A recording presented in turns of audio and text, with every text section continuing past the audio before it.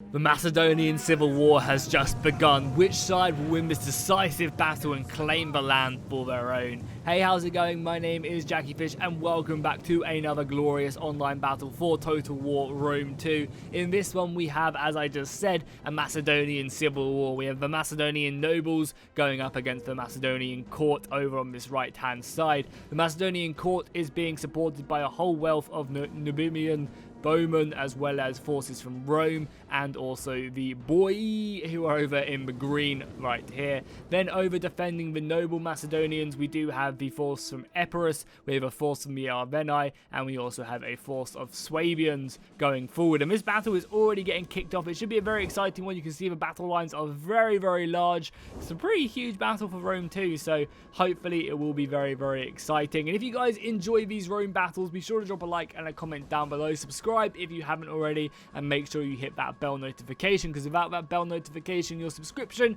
is basically useless. Unfortunately, that's just the way YouTube works. You have to double subscribe, as it were. But we're kicking this battle off with a nice little artillery fire from the Romans, bringing these huge Roman giant ballistas, which do some serious damage if they can fire. At the moment they're just breakdancing. Obviously we need some engineering going on. I mean, just look at these dudes right here having to pull back these huge weapons, and there's one dude's just like, go on guys, you can do it, whilst everyone else just sits back and watches. And then this one guy just pulls away and unleashes the flaming explosive caskets. Some pretty nice hits, so a direct hit in the middle of the Epirus front line. And the Epirus is bringing a lot of these Italian swords to the battlefield, which will be interesting. Behind them, they do have some Furial spears, kind of more of the elite infantry. But right now, we're seeing a lot of heavy engagements going on as the Arverni move up a lot of their light horse, looking to charge in. But the Macedonian forces are going to be charging in the Macedonian court. They'll be trying to scare them down with their Thessalonica cavalry. And we're actually going to be able to kind of catch these guys. However, the Swabi are also going to be moving in. We've got some huge cavalry engagements going off, and the Macedonian court cavalry is diving in. The companion cavalry proving too much for the light horse of the barbarians. I mean, they're not really a match for them. Yeah, the barbarian cavalry is getting cut to pieces, and now we do have some of the slave infantry charging in to go ahead and support their Macedonian brethren. But we are also now going to be getting a huge push right now with a large amount of cavalry. Once again, the barbarians trying to go in and do some damage. But, I mean, this is being kind of cut off by the elite companion cavalry of the Macedonian court. We do have some more cavalry coming in as well. But even still, I don't know. I feel like the yellow side, which is going to be these guys, when I refer to yellow, it's these guys. They're losing a lot of their horse. The Arverni just lost a ton of their light cavalry. And even though they're committing more and more light horse, they're throwing their javelins, they're fighting infantry here, which is never going to be successful for them, really whatsoever. Over on the other side as well now, we have another big push as the red horses charge in. We have some of the boy cavalry pursuing the Macedonian nobles right now, looking to try and catch them and defeat them. And they managed to slow down the nobles, but then you're going to need some more infantry over here. Epirus is now going to be throwing their cavalry up. This is a hectic-ass battle straight off the bat. Also, guys, if you want to kind of see an easier way of... that's the good cavalry charge as well into the archers. If you want to notice a good way of seeing who's who, the Macedonian court have this red border outline, whereas the Macedonian nobles have this yellow border. So it's just an easier way of noticing who's who if you want to check out on the fly. We do have some of the yellow Macedonians pushing around the right side, though, looking to kind of dominate this flank. And it's a really nice job, because generally in these huge battles, you end up with this kind of red line really playing a factor. So if you can kind of wheel a unit around the flank, it's going to be extremely useful, especially with all this cavalry and infantry kind of bogged down. We have some of the Macedonian Thracian warriors engaging against the Kushite slave spearmen, who are now going to be broken. I mean, obviously, the Macedonian mercenary and Thracian warriors are going to be able to devastate these guys by pursuing them, as it does look like Numidia are on their way. You know, they're retreating back as the Swabi come in advance and help support the Macedonians. The Macedonians still have a large force in the center of the battlefield, but right now the archers are getting some serious damage off here. But we are also seeing a lot of this Macedonian cavalry. The companion cavalry is completely surrounded And the boy are going to move on after killing these guys, advancing their forces forward, looking for more dead. And yeah, they're going to continue to push on this battlefield right now.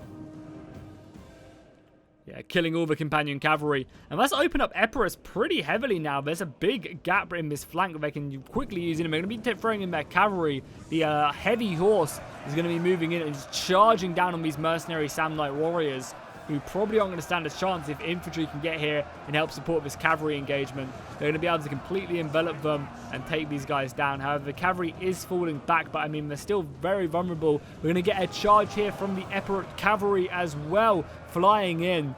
This battle is literally non-stop as both sides continue to move up. Lots of archer fire now coming in, harassing the sword followers right now.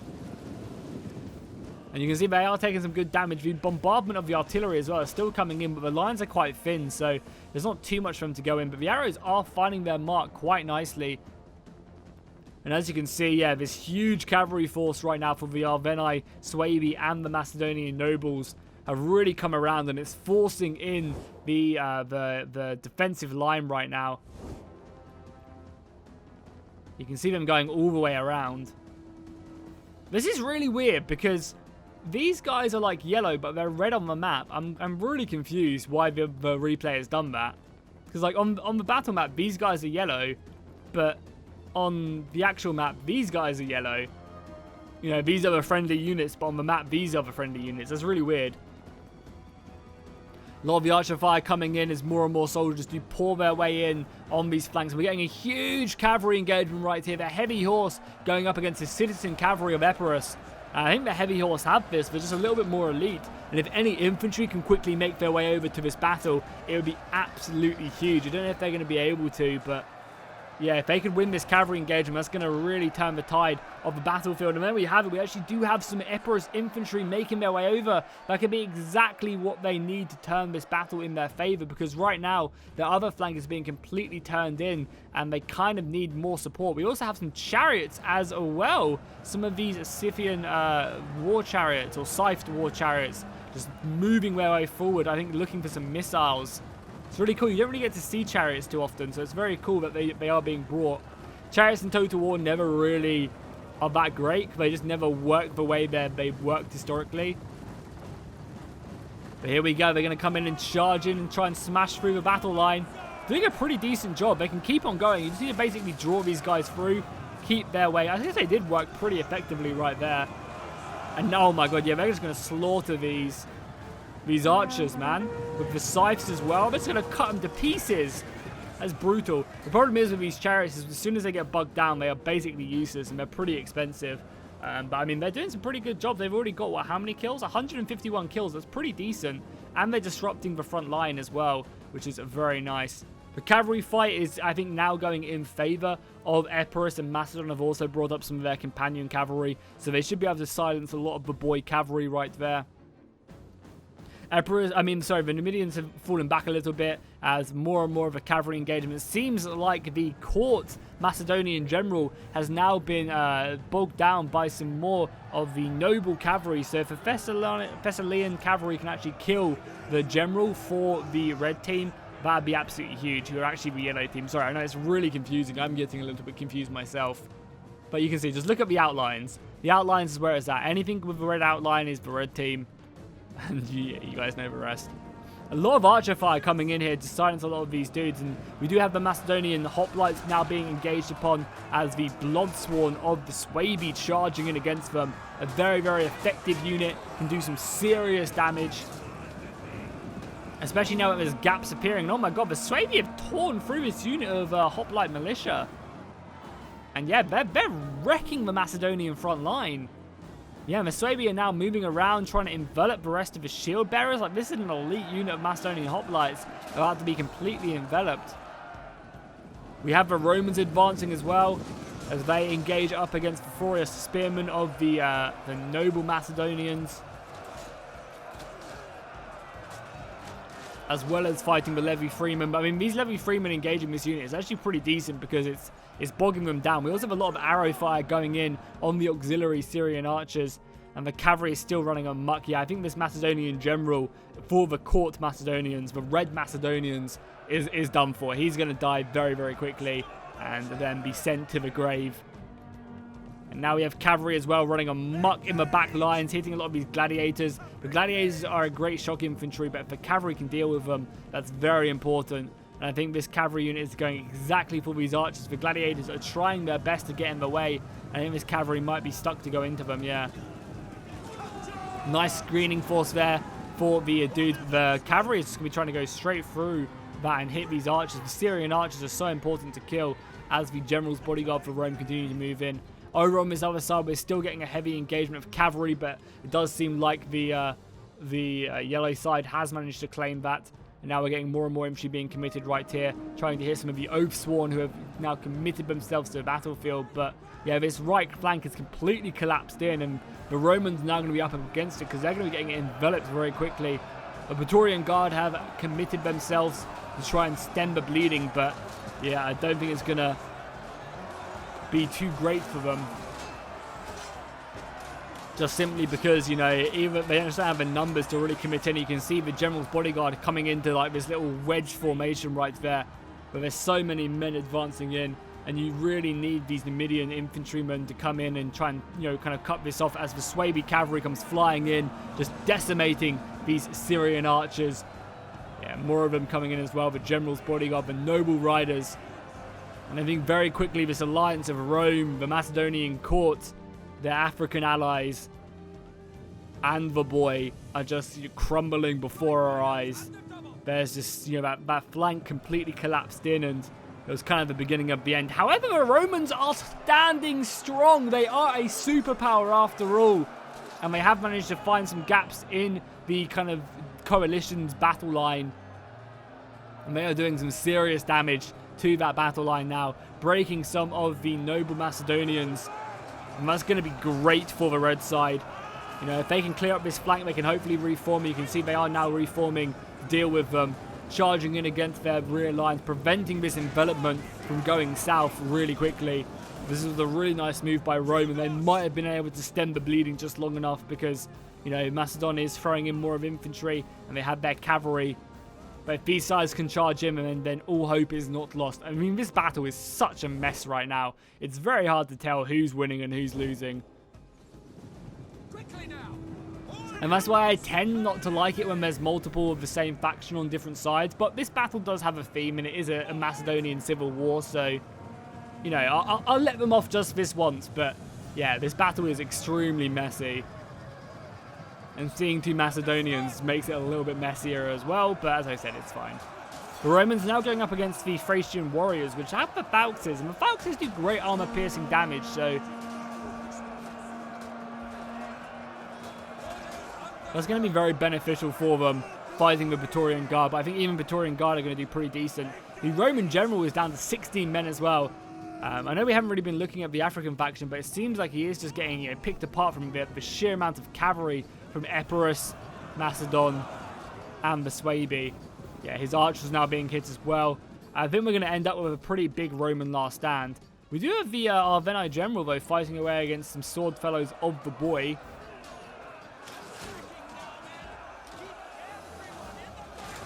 Indeed, every man must serve and do his duty.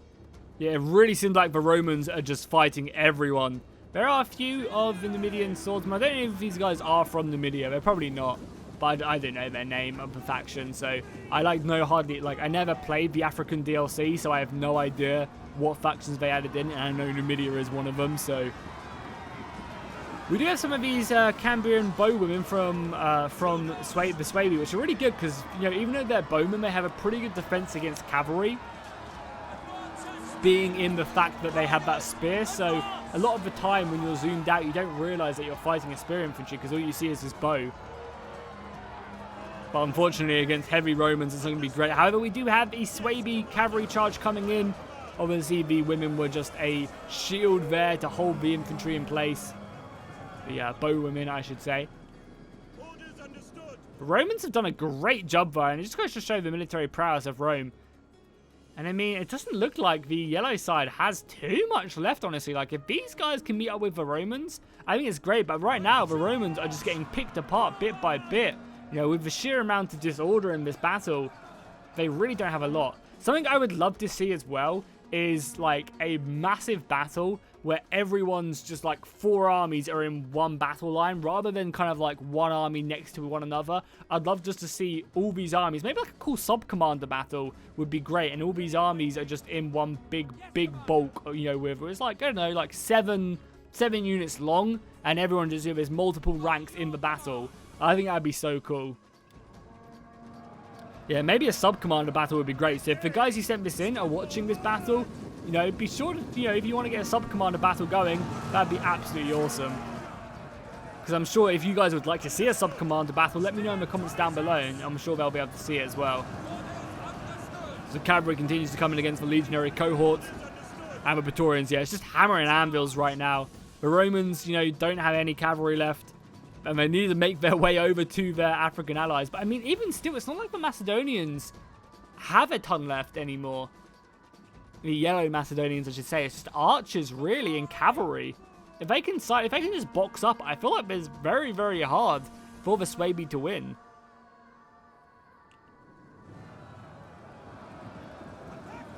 But these sheer cavalry charges are causing a lot of damage. You know, shock horses from Greece and the Peloponnese are just deadly.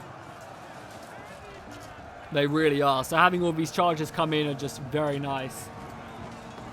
And the Romans, you know, not being formed up, not having supporting infantry or missiles, are going to have a very hard time dealing with this just because there's just so much cavalry left. There's a few, like, lone Romans left. But yeah, it's just a constant envelopment now. I mean, I say envelopment, but they're not really that enveloped. They just to form up their battle line in like a square. But the problem is as well is they just don't have any archers left. A lot of the archers are over onto this side of the battlefield, the Suebi side. So the Romans are really struggling. Especially now this general. Oh no, the general's going to get caught out. Yeah, he's just realised what's going on, but it could be a little bit too late. This cavalry is fast, and yeah, getting charged by Thessalian cavalry is never going to be valuable. These archers are also a little bit undefended as well, which the cavalry can quickly go after them, which is exactly what they do. The Suebi are circling around, and yeah, this battle has just been such a dysfunctional engagement. But they are forming up their books, and I mean, eventually the Suebi will run out of ammunition. It's going to really suck though if they lose their general out here. Because the general is now currently engaged against the general of Epirus. But there are infantry here, you know, the red Macedonians do have pikemen, which will be able to scare off a lot of the cavalry. And you know, if they can end up killing the Epirus general, that's going to be great, as more pikemen do advance in. But it does seem like the Numidian... Oh, is this Kush? Oh, Kushite. Is this Kush? It might be actually Kush. The Kingdom of 420. Yeah, maybe it is.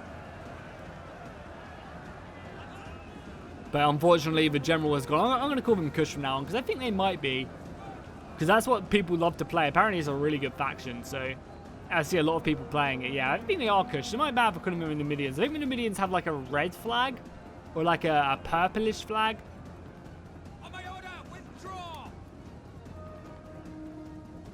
But things are not looking good for this defense. They're completely enveloped. But as we said multiple times, it seems like the attackers really only have a lot of cavalry left. Their infantry isn't that valuable, and eventually they're going to have to charge in. So even though advanced power isn't great, I think that they have an amazing chance. But there we go. They broke formation, and this is going to be devastating. They should not have broken formation, because now the cavalry can find the gaps in and charge in. You can see that all the cavalry is going to run in down on these Kush warriors and hit into them. They're going to try and find the gaps. They're going to try and break the formations, especially against this slave infantry who are equipped really poorly.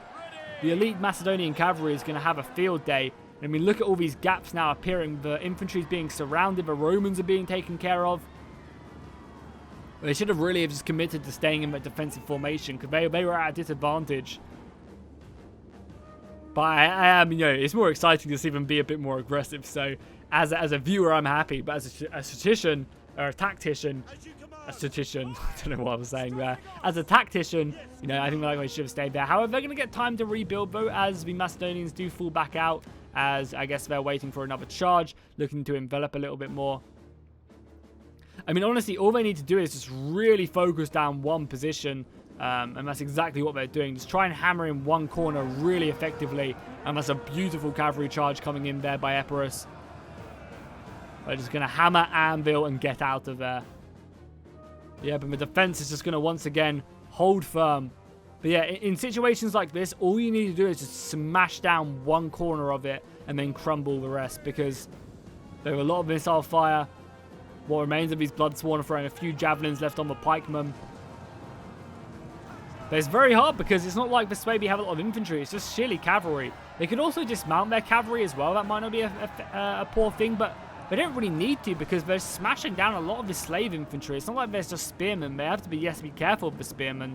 But a lot of this is infantry. And here you go. They're going to break through these slave infantrymen like they're nothing. And if they can break these guys as well, I think that's going to end up crumbling the formation. They also still have this unit of Bloodsworn, which can just easily get committed down in this battle.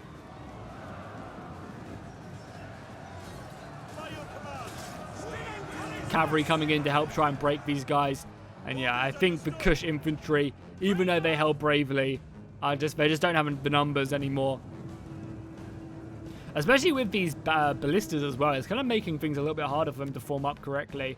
And once again, the teams are just going to fall back again. Wait for another charge in to cave this in.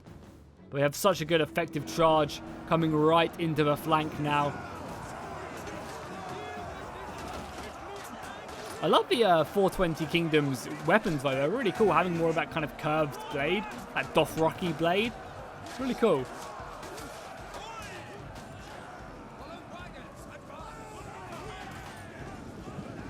The pikemen, this is the last unit, the last stand of the Macedonian court right here. And the cavalry's going to come in once again. Am I going to charge pikemen head on? No. I was going to say.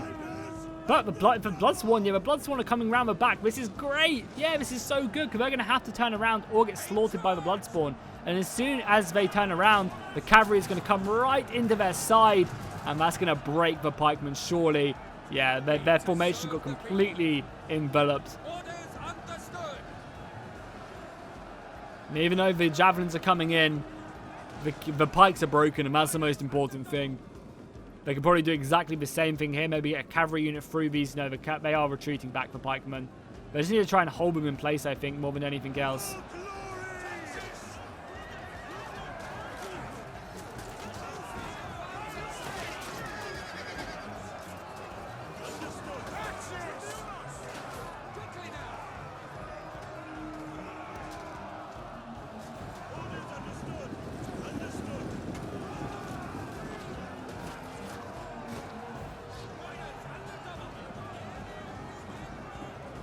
We still have one unit of pikemen left, but I mean, you know, it's only a matter of time, I think, until the formation crumbles. But the Kush put up a great last stand there, like a really good last stand. Now, the fact that they only had a lot of cavalry left could have really turned in their favor. But I mean, they are still breaking infantry. I just don't think it's going to be enough. But then again, you know, if it is just cavalry left, maybe they do stand a chance. Maybe I'm writing them off. There's still 7 minutes left of this battle, so maybe there is still a chance. I mean, the cavalry is coming in and they're just breaking them. But actually, maybe they have this still. Maybe they do still have this. Also, look at the really cool markings and bodies on the battlefield. You know, this has been one pretty hectic engagement. Definitely not one for the neat freaks. Yeah, I mean, actually, I kind of feel like they have this because there's only really cavalry left, and the Macedonian nobles, I don't think they're going to be able to break them. But again, they are getting close, you know, breaking these warriors and then crumbled like mass routing. I think we're actually going to secure this just through mass routing in general, actually. Another great cavalry charge. By your command, as you command, by your command. Also, look at this. These guys are like Bloodsworn, but some of them are just using clubs. Like, come on, Great Assembly. You could have given the Bloodsworn some cooler weapons. I honestly don't know who's going to win this. Like, surely Kush have this. Like, surely the cavalry won't be able to break all of this, but in Vanilla Rome 2, it's very easy to mass rout. So I actually honestly do not know who's got this one. The cavalry's like doing a great job, and I think doing as effective as it can, but maybe the lack of infantry is just going to be too much. It's really going to come down to who breaks who. I don't know. Kush are down to like 3 units now and 1 Macedonian. I actually think the Macedonian court has this battle, the Red Macedonians. So I just don't see, but then again, these cavalry charges are brutal. I just don't see how the cavalry can really take their opponent apart. I mean, these rear charges are deadly, right? But yeah, all it takes is a mass rout and it's over. Cavalry comes in, constantly hitting them. Yeah, look how close this one is. Wow. Kush are going to be very close down to only having a couple men, but their infantry are holding. And we have the infantry. Infantry engaged from the front, the last couple cavalry units just clash round. Because obviously these guys are going to keep on forming up to defend against that. So there's literally a 3 versus 3 right now, unit-wise. Wow, what a close battle this is. Guys, if you're enjoying these Rome 2 battles, be sure to drop a like and a comment down below. I think honestly what needs to happen, I mean this is a smart move charging into the side, and I like the way as well that these Macedonians are focusing down on the Kush infantry, because if the pikemen get taken care of, I mean the infantry, the supporting infantry is taken care of, the pikemen are dead.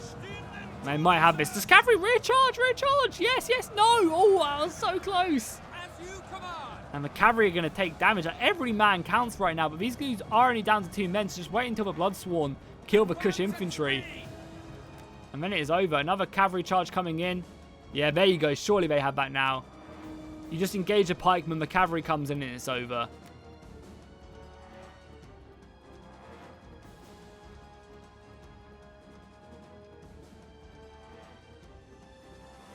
Yeah, surely you just, like, cavalry charge. Like, the pikemen have to engage the infantry. The cavalry come from 2 different directions. Yeah, like so. The pikemen now turn, the cavalry comes in, and that should end the battle, even though the pikemen, oh my god, look at that, that's so close. And now they come in, and that should be the battle right there. Yeah, side charging there, and then this general, the companion general, coming in. The pikes, though, they're so maneuverable. That's fucking crazy how maneuverable pikes are in Rome 2. They're not that easy to use in Divided Impera, because in Divided Impera, as soon as they lift their pikes, they get slaughtered. But in this, they just literally are like a fucking helicopter. Like in Total War Arena. F in the chat for Total War Arena. There we go. The pikes are dealt with. So GG, that was a hectic battle. I feel like my commentary was all over the place because it was very hard to tell who was on what side and what was going on. But it was a very exciting battle and definitely going down to the wire. So I appreciate the replay being sent in. You know, and as I said, the cool sub-commander battles could be really, really fun. So if anyone has them, you know, send them my way. I'm always looking for good replays as long as they have exciting stuff and they're not just like choke point battles or, you know, siege battles are always much appreciated. Modded battles, send them into my Discord. The link is in the description down below. Taking a look at the kills. Did anyone really rack up a ton of kills? So we got 361 kills in that unit of companion cavalry right there. The Arvenai getting 222 on his general bodyguard. Oh wow, Baswabi over almost 400 kills on his general. That's kind of crazy. And the Emperor, so this was General's delight in this battle. Oh, some War Dogs. We didn't even look at the War Dogs in this one, but they did some pretty serious damage as well. Over in Macedon, on the court side of things, the Macedonian-Roman alliance. That's what I should have done it. I should have called them alliances. I should have called it the Macedonian-Roman alliance, and the Macedonian Epirus alliance would have been a great way to do it. Oh, next time, if we run into this situation. So again, we have the Macedonian general getting over 100 kills, which is very nice. And the Cretan archers doing okay. On the Roman side of things, obviously the legionary cohorts and these Praetorian guards with over 300 kills. Very impressive. The boy general 142 kills, and the sword fellows as well. Very nice kills on the sword fellows, which are on top tier infantry. And then finally, yes, it was indeed Kush. I'll remember that from now on. Yeah, again, they're Showtail warriors, over 300 kills as well. Very nice. So if you guys enjoyed this, be sure to drop a like and a comment down below, and I'll see you guys in the next one.